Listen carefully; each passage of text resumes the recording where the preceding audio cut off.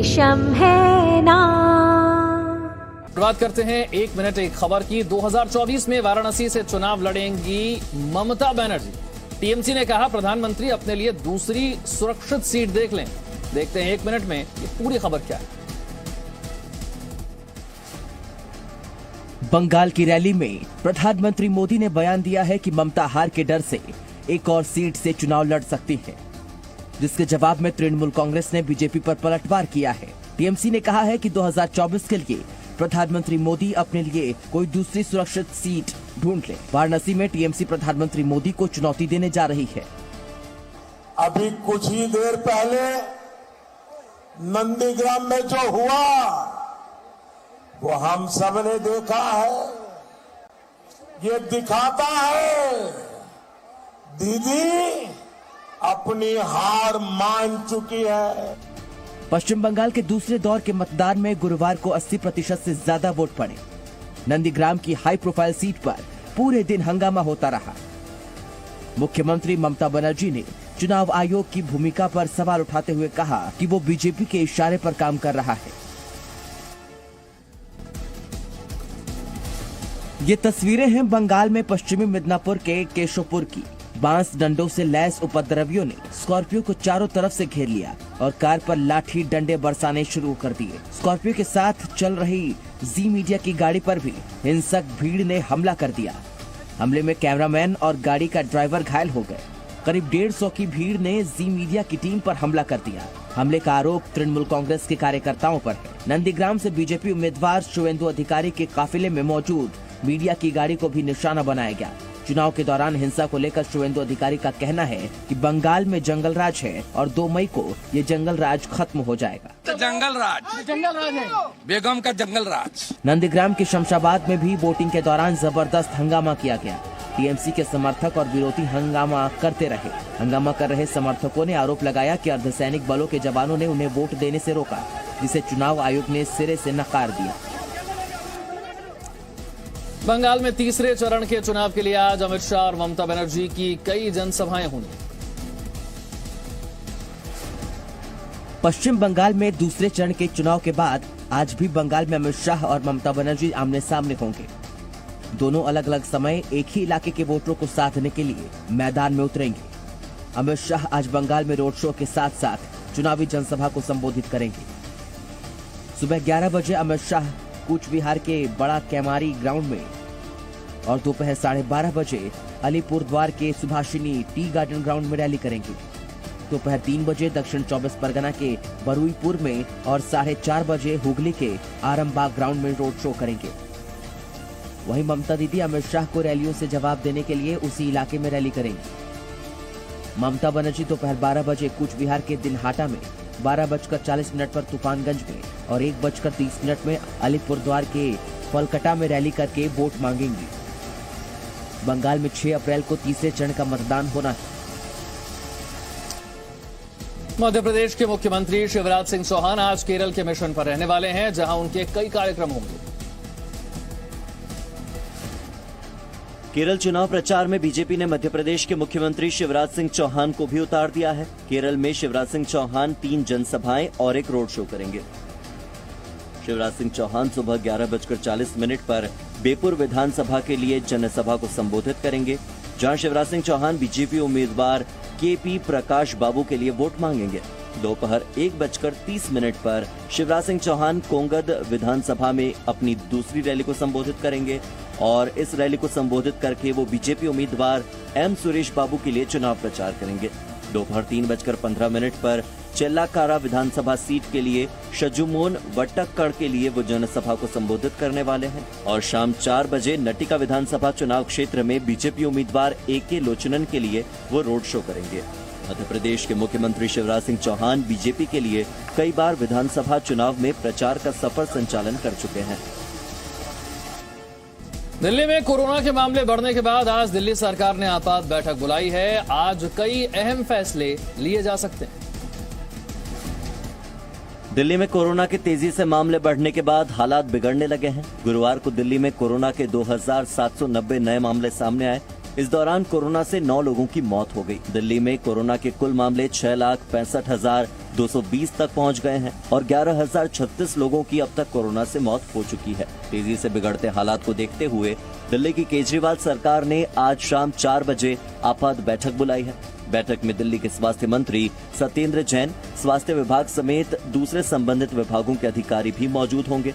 बैठक में corona virus की बढ़ती रफ्तार को रोकने के लिए एक्शन प्लान, वैक्सीनेशन के मौजूदा हालात, कंटेनमेंट जोन और अस्पतालों के बेड प्रबंधन की तैयारियों की समीक्षा की जाएगी। मुख्यमंत्री केजरीवाल ने दिल्ली में बढ़ रहे कोरोना के मामलों को लेकर चिंता जताई है। कोरोना के बढ़ते मामलों को देखते हुए दिल्ली में अगले आदेश तक स्कूलों को भी बंद कर दिया गया है। सिर्फ 9वीं से लेकर 12वीं क्लास के बच्चों को pre board, mid term exam, annual exam, board examination, practical examination या फिर किसी प्रोजेक्ट वर्क के लिए ही स्कूल बुलाया जा सकता है। असम के दूसरे चरण की वोटिंग के बाद एक कार में ईवीएम मशीन मिलने पर सियासत तेज हो रही है। जिस कार में ईवीएम मशीनें मिली वो कार पत्थरकंडी से बीजेपी उम्मीदवार कृष्णवेंदु पॉल की है, जिसके बाद कांग्रेस नेताओं ने सियासी हमले तेज कर दिए हैं। प्रियंका वाड्रा ने आज सुबह ट्वीट किया। उन्होंने लिखा कि हर बार ऐसे वीडियो सामने आते हैं जिसमें प्राइवेट गाड़ियों में ईवीएम ले जाते हुए लोग दिखते हैं और ऐसी घटनाओं में कुछ चीजों को कॉमन भी पाया गया, वो है गाड़ियों का बीजेपी उम्मीदवारों से कनेक्शन। प्रियंका ने आगे लिखा है, ऐसे वीडियो को बाद में झूठ बताकर खारिज भी कर दिया जाता है। प्रियंका ने आगे लिखा, बीजेपी अपनी मीडिया मशीनरी का इस्तेमाल करके उन्हीं लोगों को आरोपी बना देती है जिन्होंने वीडियो सामने लाया होता है। तो ये गंभीर आरोप प्रियंका वाड्रा ने लगाए हैं बीजेपी उम्मीदवार की गाड़ी में ईवीएम मिलने के बाद। और अब आपको बताते हैं हम पूरी घटना क्या है। अब आप ये समझिए, कल असम में दरअसल दूसरे चरण के लिए मतदान था। वोटिंग खत्म होने के बाद पोलिंग बूथ से ईवीएम को चुनाव अधिकारी स्ट्रांग रूम ले जा रहे थे।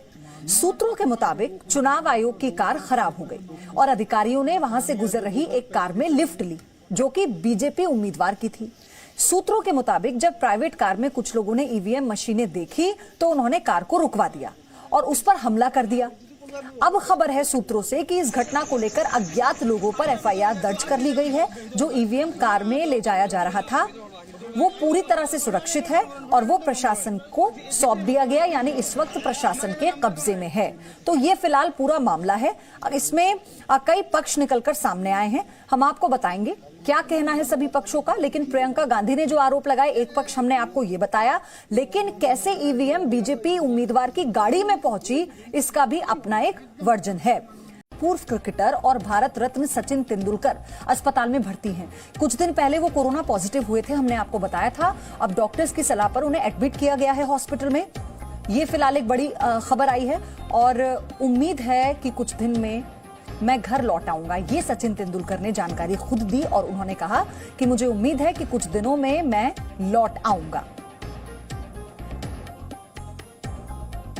हालांकि जब से सचिन तेंदुलकर के कोरोना पॉजिटिव होने की खबर आई, उनके फैंस लगातार ये दुआ कर रहे हैं कि वो जल्द ही स्वस्थ हो जाएं।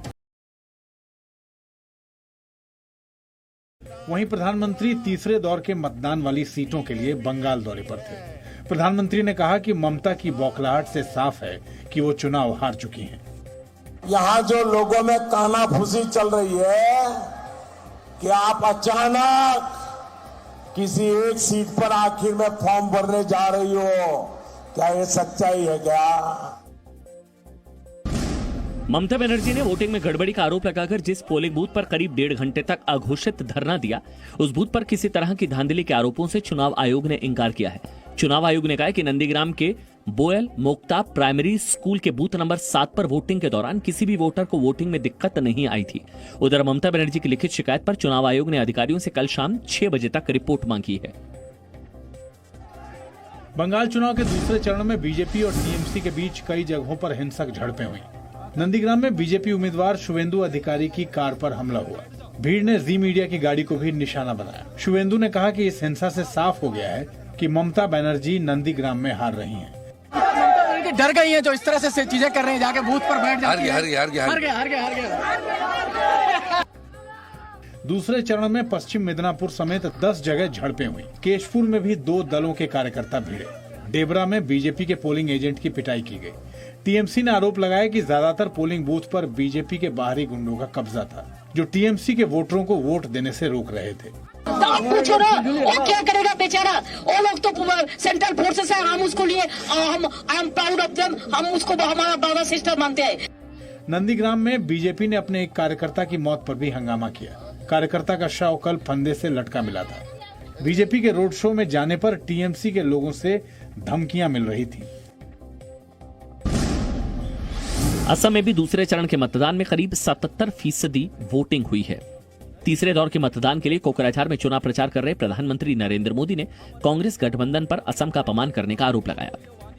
असम की बहनों के श्रम के प्रतीक गमोसा का सरेआम अपमान किया गया। असम को प्यार करने वाला हर व्यक्ति इन तस्वीरों को देखकर बहुत आहत है।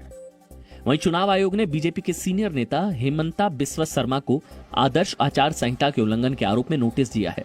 कांग्रेस की शिकायत पर हेमंता बिस्वा शर्मा को यह नोटिस दिया गया है। 2 अप्रैल की शाम 5 बजे तक उन्हें इस नोटिस का जवाब देने को कहा गया है। उधर सिलचर जिले के धरनी एलपी स्कूल वोटिंग सेंटर पर बीजेपी और एआईयूडीएफ के कार्यकर्ताओं के बीच हाथापाई हुई, जिसमें पुलिस को फायरिंग करनी पड़ी। इस घटना में दोनों पार्टियों के कार्यकर्ताओं के जख्मी होने की खबर है। असम और पश्चिम बंगाल के चुनावी दौरे के बाद प्रधानमंत्री नरेंद्र मोदी तमिलनाडु के मदुरई पहुंचे। पीएम मोदी ने मीनाक्षी देवी के मंदिर में पूजा अर्चना की। मीनाक्षी देवी मंदिर को तमिल संस्कृति का केंद्र माना जाता है। प्रधानमंत्री नरेंद्र मोदी तमिलनाडु में कई चुनावी सभा को संबोधित करेंगे। वो सुबह 11 बजे मदुरई और शाम 4 बजे कन्याकुमारी में जनसभा को संबोधित करेंगे। कल केरल में भी 2 रैलियों को संबोधित करेंगे प्रधानमंत्री। गृह मंत्री अमित शाह ने आज दक्षिण भारत में चुनाव प्रचार किया।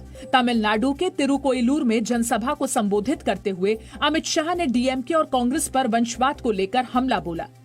भ्रष्टाचार, गुंडागर्दी, जमीन हड़पना और अपने बेटे बेटियों को आगे बढ़ाना, जनता की चिंता नहीं करना, यही डीएमके और कांग्रेस का रास्ता है। अमित शाह ने तमिलनाडु में एक रोड शो भी किया। तमिलनाडु की 234 विधानसभा सीटों पर 6 अप्रैल को वोट डाले जाएंगे। इससे पहले गृह मंत्री ने पुदुचेरी में भी रैली की। केरल में यूपी के मुख्यमंत्री योगी आदित्यनाथ ने चुनाव प्रचार किया। उन्होंने केरल की विजयन सरकार पर तुष्टीकरण की राजनीति का आरोप लगाया। केरल में भी 6 अप्रैल को विधानसभा चुनाव है। लव जिहाद जैसी दुष्प्रवृत्तियों को रोकने के लिए कोई कदम नहीं उठाए जा रहे हैं। ये यूडीएफ और एलडीएफ की मंशा को स्पष्ट करता है। ये तुष्टीकरण की नीति पर चलकर एन केन प्रकार सत्ता हासिल करना चाहते हैं। बुधवार को पंजाब के मोहाली में पेशी के लिए यूपी का माफिया डॉन मुख्तार अंसारी जिस एम्बुलेंस से लाया गया था, उस पर विवाद बढ़ गया है। मुख्तार अंसारी को जिस एम्बुलेंस में लाया गया था वो श्याम संजीवनी हॉस्पिटल बाराबंकी के नाम पर रजिस्टर्ड है, जिसकी संचालिका डॉक्टर अलका राय है। इस पर डॉक्टर अलका राय का कहना है कि 2013 में मुख्तार अंसारी के किसी शख्स ने हॉस्पिटल से एक एम्बुलेंस की मांग की थी, जिस पर उन्हें एम्बुलेंस दिया गया था। ये आप लोगों ने मेरे संज्ञान में लाई है बात। अब इसके बारे में जानकारी मैं भी कर लूं, तो मुझे कुछ समय मिलेगा तो इसके जड़ तक मैं भी पहुंचूंगी कि ये क्या मामला है और कैसा है। वहीं कांग्रेस के नेता अजय राय ने मुख्तार अंसारी एम्बुलेंस विवाद को लेकर बीजेपी पर सवाल उठाए हैं। अजय राय ने आरोप लगाया है कि बीजेपी नेता डॉक्टर अलका राय के बहाने मुख्तार को बचा रही है। भाजपा के लोग शुरू से मुख्तार अंसारी को बचा रहे हैं, मुख्तार अंसारी को ये प्रश्रय दे रहे हैं। जो फैक्ट है, जो प्रमाण है, जो ऑन द रिकॉर्ड है, ऑफ द रिकॉर्ड की बात नहीं कर रहा हूं, ऑन द रिकॉर्ड है, जिसके नाम से एम्बुलेंस दर्ज है, जिसके नाम से वो एम्बुलेंस जिस हॉस्पिटल से दर्ज है, वो भाजपा की नेता है डॉक्टर अलका राय जी। केंद्र सरकार ने 24 घंटे के भीतर लघु बचत योजनाओं पर ब्याज दर में कटौती का फैसला वापस ले लिया है। वित्त मंत्री निर्मला सीतारमण ने ट्वीट कर बताया कि भारत सरकार की लघु बचत योजनाओं की ब्याज दरें उन दरों पर बनी रहेंगी जो 2020-21 की अंतिम तिमाही में मौजूद थी। ओवरसाइट की वजह से जारी आदेश वापस ले लिए जाएंगे। वित्त मंत्रालय के यू टर्न पर कांग्रेस समेत कई दलों ने सवाल उठाए और पूछा कि क्या चुनाव के बाद ब्याज दरों में कटौती नहीं होगी। वायनाड से कांग्रेस सांसद राहुल गांधी ने ट्वीट कर कहा कि पेट्रोल डीजल पर तो पहले से ही लूट थी। चुनाव खत्म होते ही मध्य वर्ग की बचत पर फिर से ब्याज कम करके लूट की जाएगी। जुमलों की, झूठ की ये सरकार जनता से लूट की। आपको बता दें कि वित्त मंत्रालय ने पीएफ, सुकन्या समृद्धि योजना समेत कई लघु बचत योजनाओं में ब्याज दर में कमी का ऐलान किया था, जिसका देश भर में विरोध हो रहा था। पाकिस्तान सरकार 24 घंटे के भीतर अपने उस फैसले से पलट गई जिसमें कहा गया था कि पाकिस्तान की सरकार भारत से चीनी और कॉटन आयात करेगी। पाकिस्तान के विदेश मंत्री शाह महमूद कुरैशी ने कहा कि जब तक भारत सरकार जम्मू कश्मीर से अनुच्छेद 370 को हटाने का फैसला वापस नहीं ले लेती है, तब तक कोई व्यापार शुरू नहीं होगा। कैबिनेट इस नतीजे पे पहुंची कि इस फैसले को मौखर कर दिया जाए और इस पर मजीद गौर की ज़रूरत है, और कैबिनेट ने ईसीसी के फैसले की तायीद नहीं की। दरअसल भारत से कपास और चीनी के आयात पर रोक लगाने के बाद पाकिस्तान में कीमतें बढ़ गई हैं, जिसके बाद से आयात पर से बैन हटाने की मांग की जा रही थी। उसके बाद बुधवार को पाकिस्तान की आर्थिक समन्वय समिति ने भारत से चीनी और कपास के आयात को मंजूरी देने का फैसला किया था, लेकिन आज इमरान खान की अध्यक्षता में कैबिनेट की बैठक में इसे खारिज कर दिया गया। रेशम है ना। आज किड्डी पार्टी में मजा आ गया। You know why? Everyone is looking at my jewellery and they were saying कि कोरोना का टाइम है, पति की लॉटरी लग गई है क्या, रोज नई नई jewellery. So I said that it is all because of रेशम। By Resham you can buy the lightweight jewelry, gold jewelry especially at a very reasonable price. रेशम है ना।